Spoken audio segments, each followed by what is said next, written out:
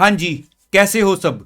तो सबसे पहले आज की वीडियो का मकसद, जो भी बच्चे मई 23 के एग्जाम्स में इस चीज को लेकर कंफ्यूज हैं कि क्या मैं दोनों ग्रुप के बारे में सोचूं या मुझे सिंगल ग्रुप ही फाइनली प्रिपेयर करना चाहिए। हो सकता है कि आपने नवंबर 22 में दोनों ग्रुप दिए हों, दोनों नहीं क्लियर हो पाए, अब माइंड में कंफ्यूजन है। बच्चों पर मैंने कमेंट्स से देखा है प्रेशर है कि नहीं, मेरे को मई 23 में जो मर्जी हो जाए, मेरी कंडीशंस ही ऐसी हैं, मैं 2 दूंगा तभी बात बनेगी, मैं और टाइम नहीं लगा सकता, मैं नवंबर तक नहीं वेट कर सकता सीए बनने के लिए। एक केस। दूसरा केस, हो सकता है आपने एग्जाम ही पहली बार देने हैं, है ना, कहीं ना कहीं माइंड में आ रहा है मैं सिंगल ग्रुप पर शिफ्ट हो जाऊं जो दोनों में रहूं। इसके अलावा थर्ड केस, नवंबर में एक ही ग्रुप दिया था और उसके बाद हमने कहीं ना कहीं दूसरे ग्रुप को पढ़ना शुरू कर दिया, लेकिन अभी उसके 2 सब्जेक्ट्स ही रेडी हुए हैं जो वो भी इन बिटवीन है। तो अभी रिजल्ट नवंबर वाला भी क्लियर नहीं हुआ। अब माइंड में कंफ्यूजन है, क्या साथ में जो अब पढ़ रहा था ग्रुप उसको साथ में तैयार करके दोनों दे लूं, या जो नहीं क्लियर हुआ सिर्फ उसी पर फोकस करूं। सारी क्लैरिटी मैं आपको आज वीडियो में करने वाला हूं। और हां, क्योंकि देखो मैं तो अभी एक जर्नल व्यू लेकर अपना कंसेप्ट आपके सामने रखता हूं। जितने ज्यादा डीप लेवल पर आपकी मेरे साथ डिस्कशंस रहेंगी, वीडियोस का लेवल उतना ही डीप मैं आपके सामने लाता जाऊंगा। अब मेन बात पे आते हैं, ध्यान से मेरी बात को सुनो। देखो मैंने आपके पास क्लियर कैलकुलेशन बना दी है कि अभी हमारे पास जनवरी मंथ में अराउंड हमारे पास 14 डेज, ज्यादा ही 1-2 दिन है, लेकिन मैंने लिया जनवरी में हमारे 14 डेज आपके पास पड़े हुए हैं, ठीक है। उसके बाद मैंने आगे वाले मंथ्स में भी, जैसे चलो फरवरी में तो मैंने, ठीक है, फरवरी को मैंने जैसे 2 पार्ट्स में डिवाइड कर दिया है, 14 डेज 14 डेज। लेकिन मैंने मार्च और अप्रैल में भी ना 2 पार्ट्स में डिवाइड करके ऊपर वाला 1-1 2-2 दिन छोड़ दिए, ठीक है। जैसे मान लो मार्च में भी मैंने 2 पार्ट्स में करते वक्त 14 अप्रैल में भी 14 और 14 डेज इस हिसाब से लिए, समझ गए ना। अब देखो जो भी बच्चा है जिसने एग्जाम्स देने हैं, अगर हम अप्रैल मंथ की बात करें तो लास्ट के जो 14 डेज हैं उसमें तो हमने फाइनल टचिंग देनी होती है, वो तो मुझे पता है हर बच्चे ने अपने रिजर्व रखने हैं। अब अगर मैं उनको छोड़ दूं, उन 14 डेज को छोड़ दूं, और आपके सामने अब जो पिक्चर क्लियर होके आ रही है, अगर मैं फेब्रुअरी वाले ये दूसरे पार्ट वाले 14 डेज को पकड़ लूं, ध्यान से मेरी बात को सुनना, सुपर क्लियर करूंगा। ये वाले 14 डेज को पकड़ रहा हूं मैं, मार्च के first 14 days, then second 14 days, और इधर अप्रैल के सिर्फ मैं फर्स्ट 14 ले रहा हूं, दूसरे हमने रिजर्व कर दिए आपकी फाइनल टचिंग के लिए सब्जेक्ट्स की।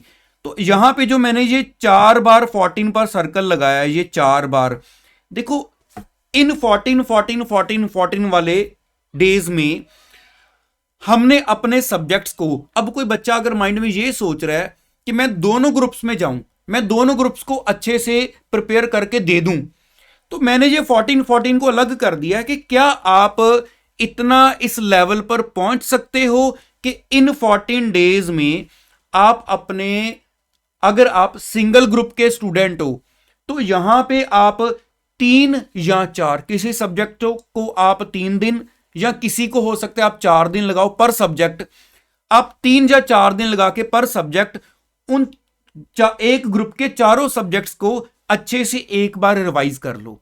अगर आपके जैसे, क्योंकि दोनों ग्रुप्स की बात, बेसिकली तो दोनों ग्रुप्स की बात हो रही है यहां पे 14 में, फिर आप अपने दूसरे ग्रुप के चारों सब्जेक्ट्स को पर सब्जेक्ट 3 या 4 दिन देकर रिवाइज कर दो। तो इट मींस आपने दोनों ग्रुप्स को एक एक बार 14 दिन देकर रिवाइज किया, पर सब्जेक्ट 3 से 4 दिन दिए, फिर से दोबारा ये 14 डेज मींस मार्च के दूसरे पार्ट वाले, अप्रैल के फर्स्ट पार्ट वाले, दोबारा फर्दर आप अपने जो हैं वो एक ग्रुप के दोबारा पर सब्जेक्ट 3 से 4 डेज लेकर, मैंने सेम लिखा हुआ है, आप एक ग्रुप को रिवाइज करो, यहां पे दूसरे को रिवाइज करो। तो ऐसे आपकी हर सब्जेक्ट की 2 बार रिवीजन आपके हाथ से निकलेगी, तो लास्ट 14 डेज आपके लिए फाइनल टचिंग के बच जाएंगे। लेकिन अब बात यह है कि क्या मैं इस लेवल पर पहुंच गया हूं, क्या मैं हर सब्जेक्ट को सिर्फ 3 से 4 दिन दूं, क्या मेरी इतनी कैपेबिलिटी हो गई है? क्योंकि एग्जाम में एक दिन में सारा रिवाइज होता है, तो पहले मैंने 3 से 4 दिन पर सब्जेक्ट, फिर दोबारा 3 से 4 दिन, क्योंकि 2 बार हमने रिवीजन की है। क्या मैं यहां तक पहुंच गया हूं? वो चीज तक पहुंचने के लिए जनवरी के जो अभी 14 डेज हमारे पास पड़े हैं और फरवरी के जो फर्स्ट 14 डेज है, अब ये 14 और 14 दिन मींस 28 डेज पार्ट करके चलूंगा मैं, शॉर्ट शॉर्ट नजर आता है फिर। अब ये जो 14 डेज हैं, इनमें हमने अपने आप को प्रिपेयर करना है। आपकी सिचुएशन कैसी भी है, चाहे आपने फर्स्ट टाइम एग्जाम देने हैं, आपका जो भी काम पेंडिंग पड़ा हुआ है, क्या आप ये 14 और 14 डेज के 2 स्लॉट लगाकर इस लेवल तक पहुंच सकते हो कि वो 3 से 4 दिन पर सब्जेक्ट पर आप आ गए हो? मेरी बात समझ रहे हो ना? या आपने नवंबर में एक ग्रुप दिया था, अब आप दूसरा पढ़ रहे हो, ठीक है, वो अभी पूरा तैयार नहीं हुआ, जो दिया था उसका रिजल्ट नहीं क्लियर हुआ, तो क्या आपका जो अब नहीं क्लियर हुआ उसमें जो कमी पेशियां हैं आपकी, और जो अब आप क्लासेस ले रहे हो या जो भी है, क्या आप ये 14 और 14 डेज का स्लॉट लगाकर अपने दोनों ग्रुप्स के सारे सब्जेक्ट को इस लेवल पर ला सकते हो कि 3 से 4 दिन में आपका हर सब्जेक्ट आपके हाथ से निकले और रिवाइज हो जाए, है ना? या मैं बोलूं आपने दोनों दिए थे, नहीं क्लियर हुए, मार्क्स कम आए हैं, जो आपकी कमियां हैं, कमियां कैसे निकालनी है, मैंने रिजल्ट से ऑनवर्ड पहले भी 3 वीडियोस डाली हैं, वो सारी कमियां निकालने के लिए बनाई थी मैंने, वो देख लेना तीनों वीडियो मेरी। कमियां जो है उनके ऊपर वर्कआउट करना है ये 14 और 14 दिन के स्लॉट में। अब यहां पे आपका माइंड सुपर क्लियर कर दूं, बहुत सारे बच्चों को लगता है कि नहीं जी मैंने तो दोनों के लिए ही जाना है, या बहुत सारे बच्चे अभी अपने माइंड में ना यही चीज लेके घूमते रहेंगे और कितना टाइम तो दिन का, कितनी एनर्जी तो इसी चीज पे फंसा देते हैं, दोनों पे जाऊं, सिंगल पे जाऊं, दोनों दूं, मतलब आपका जो एनर्जी आपको सिर्फ अपने एग्जाम को प्रिपेयर करने के हार्डवर्क पर लगानी है वो पूरी लगी नहीं पाती, क्योंकि माइंड ही नहीं पूरा क्लियर है कि मैंने दोनों देने हैं या नहीं। तो यार प्रैक्टिकली देखो, आप अगर दोनों के बारे में सोच रहे हो, जब ये 14 दिन और 14 दिन निकल जाएंगे, अब आपको पता चल जाएगा कि क्या वो लेवल आ गया है कि 3 से 4 दिन में हर सब्जेक्ट अब मेरा रिवाइज हो सकता है। अगर आपको लगेगा कि वो लेवल आ गया है, तो आपके पास ये 4 स्लॉट हैं, है ना, पर ग्रुप देने के लिए। उसके बाद फिर आपके पास 14 दिन मैंने और रखे हैं।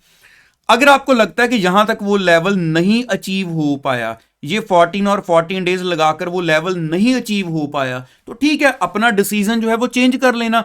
अब आपके पास ये ओवरऑल, अगर मैं लास्ट रिजर्व वाले डेज की भी बात करूं तो 70 डेज हाथ में होंगे, 70 ठीक है, 70 डेज। तो 70 डेज में कहां हम पहले दोनों ग्रुप्स को रिवाइज करने के बारे में सोच रहे थे, तो क्या एक भी नहीं हो पाएगा? एक के लिए तो फिर आप सुपर श्योरिटी के साथ एग्जाम में जा सकते हो।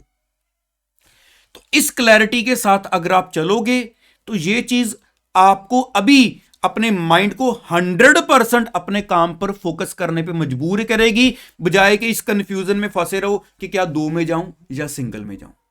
समझ गए ना मेरी बात को? बाकी अगर आपकी कोई पर्सनल सिचुएशन फंसी हुई है, मेरे साथ शेयर करना चाहते हो तो नीचे कमेंट बॉक्स में कर लेना। हाँ, कोई बच्चा बहुत ही ज्यादा उलझनों में फंस चुका है कि उसको लगता है कि मैंने कोई पर्सनल लेवल पे डिस्कशन करनी है, मैं कमेंट में नहीं लिख सकता, तो फिर आपको हमारी वेबसाइट पर ये नीचे टिकर भी चल रहा है, आप जो मेंटरशिप प्रोग्राम है उसमें जाकर रजिस्टर करवा सकते हो, वरना मैं हर सिचुएशन को आपके साथ यूट्यूब पर ही ले आता हूं। तो चलिए आज का इतना ही वीडियो में मकसद रखते हैं। कमेंट बॉक्स में आपके माइंड में जो भी सिचुएशन चल रही है जरूर शेयर करना, वीडियो को याद से लाइक कर देना। अगर आपको लगता है कि मेरे आइडियाज आपके काम आ रहे हैं तो याद से लाइक कर दिया करो। न्यू बच्चे ज्वाइन कर लेना मुझे, एग्जाम तक रोज आपके पास आऊंगा, बस आपको डेडिकेशन के साथ पढ़ना है। All the best, thank you so much.